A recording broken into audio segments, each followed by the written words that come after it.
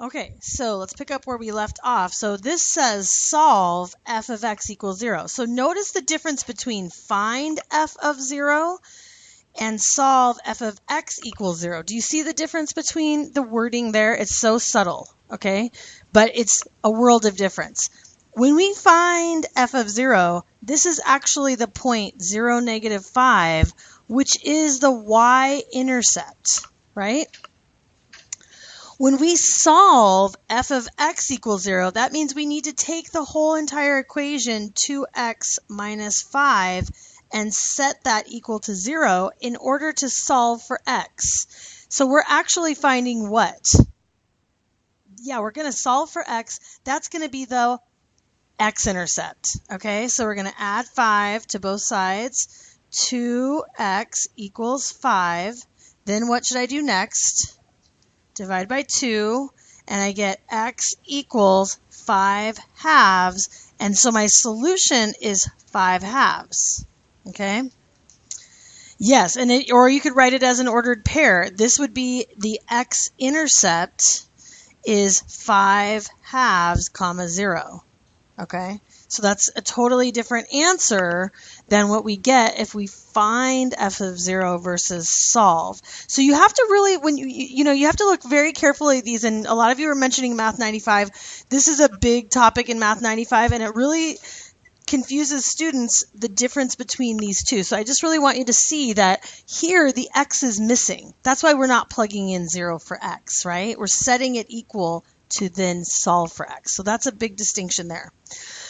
Okay, let's look at this example 4 together. So it says these are the temperature readings in Portland, Oregon from October 10th, 2012 in the table. Let f of t, now they're just using a different variable. They're using t for temperature.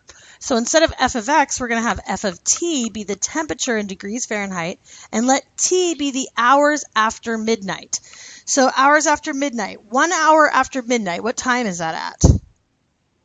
1 a.m., yeah, okay? 2 a.m., 3 a.m., 4 a.m., 5 a.m. Now you have, this is the temperature. Now just looking at the table, let's talk about if that table is this a function? If I say, what is the temperature at 1 a.m., there's only one temperature. But could the temperature be the same at different times? Yeah. Right, but at different times, if you notice, at 3 a.m. it's 47 degrees, 4 a.m. it's 47 degrees. So different times could give you the same temperature. Again, the x values, we don't want to repeat those with different answers. I would never say what's the temperature at 1 a.m. and you're like 50 degrees, 85 degrees. No, that wouldn't make any sense. Like, what do I believe, you know? Okay, find f of 10. Explain what it means in the context. F of 10, so we go to our chart, we see t equals 10. Here's f of 10. F of 10 equals 48. Now, is my answer done? No, I need to also explain. So what does that mean in the context? Yes, at 10 a.m., or you could say 10 hours after midnight, it's 48 degrees Fahrenheit. That's our units, right? Find the value of the function when t equals 3. Explain what it means. So t equals 3 is still f of 3, right? Because the t is equal to 3. Who can tell me what is f of 3? 47. So the temp at 3 a.m. is 47 degrees Fahrenheit. Solve for f of t equals 45 degrees. So what question is being asked when it says solve? What is it asking us for? Yes. When it's 45 degrees Fahrenheit, what time is it? Actually, I probably could have worded that better, right? At what time is it 45 degrees? They're asking us for the time. And if we look up here, we can see at 5 a.m. Yes, at 5 a.m. it's 45 degrees Fahrenheit. Okay, so that's f of 5 equals 45. Solve f of t equals 49, meaning at what time is it 49 degrees? So let's go and look at our chart. Who can tell me at what time was it 49 degrees? 2 and 11. Is that okay that it's 49 degrees at two different times? Yes. So that means we have two different t values for 49 degrees. So our solution set, we can use solution set here is 5. Solution set here is 2 and 11, because at 2 a.m. and 11 a.m. it's 49 degrees Fahrenheit. Any questions on that? Right, so the f of, the function of, this is the thing that's dependent. So this is the x and this is the y value. So the function value is always the y value. All right, and you could graph this, you could graph these points as a scatter plot if you wanted to. Okay, so now we'll turn the page here. Example 5, answer the following using the graph of the function for g. So find g of 0.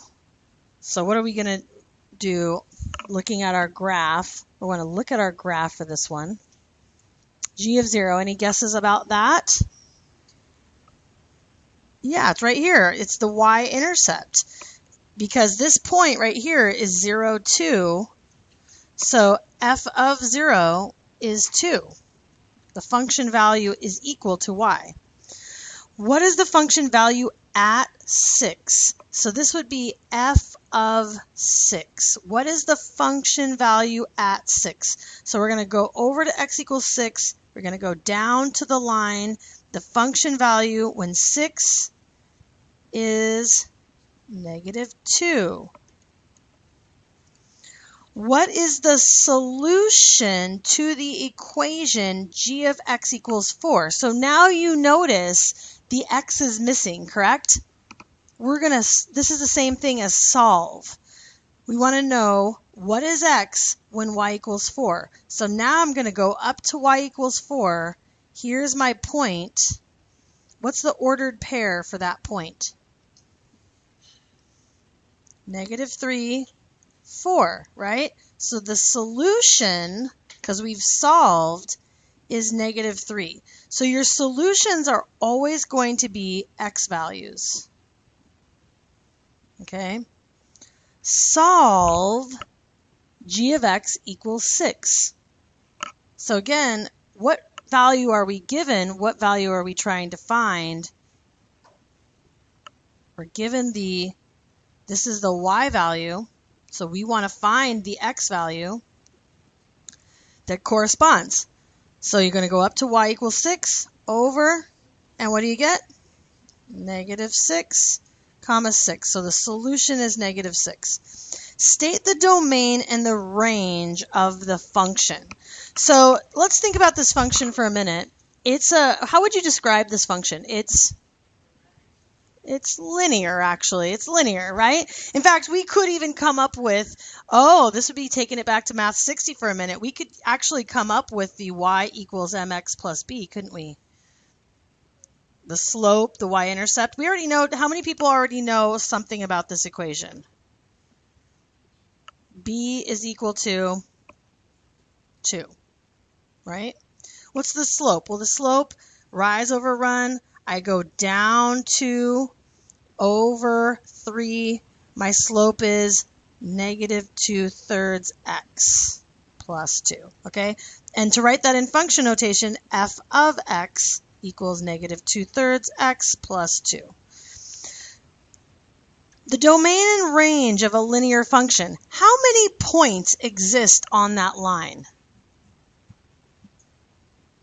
An infinite number, correct? And we know it's infinite because the arrows go on either side for infinity.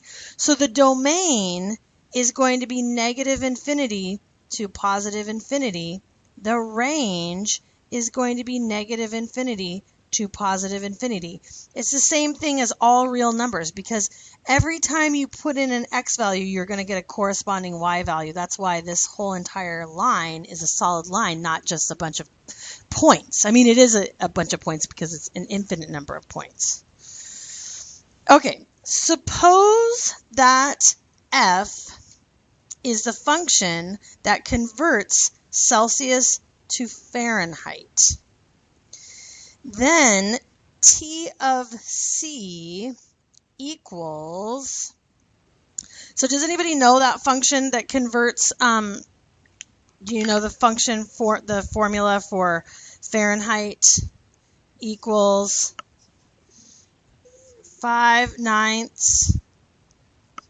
C plus 32, or is it 9/5? I can't remember. 5/9. I think it's 5/9. Okay, so we're saying the temperature of T of C equals 5/9 times Celsius plus 32.